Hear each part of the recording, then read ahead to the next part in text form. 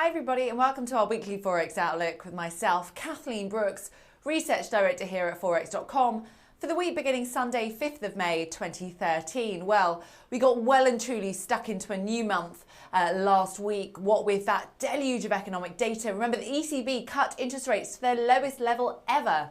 We had non-farm payrolls on Friday, which we were leading up to as we're in the middle of the London session on Friday. And we also had a swathe of economic data in the UK and throughout Europe. So the key thing right now to look at is that 100 level in dollar yen.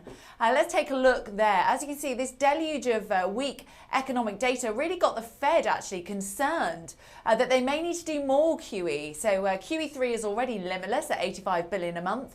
Now there's a potential they might do more. Now what this chart shows you is the Treasury yield, which is the line that's heading lower in that chart, and then you've got dollar yen. So what it really shows you is that as Treasury yields fall, dollar yen really can't go anywhere and is really getting thwarted ahead of that, just below that key 100 level.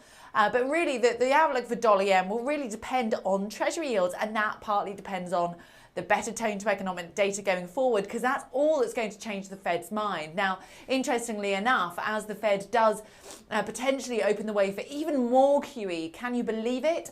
And that is very good news for global stock markets, some good news for commodities there as well, and could help fuel this global liquidity trade. Now, something that some people argue should be boosted by the global liquidity trade is gold.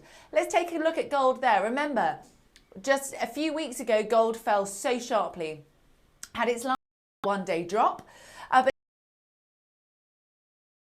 and it's broke higher in the middle of the London session on Friday, got above 1480.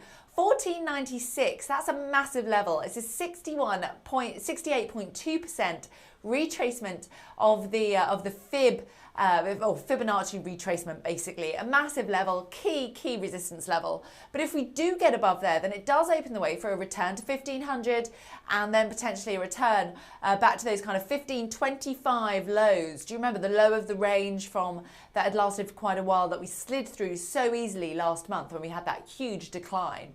So again, gold, the markets are at the moment very dependent on central banks. So what comes out of central banks is really going to be key. So you've got to look out for central bank speakers and other economic data as and when it comes out of the US. That is really going to be the determinant for markets at the moment. But right now, gold looking fairly good, even though we are a little bit skeptical and think at just below 1500, some sellers could come in.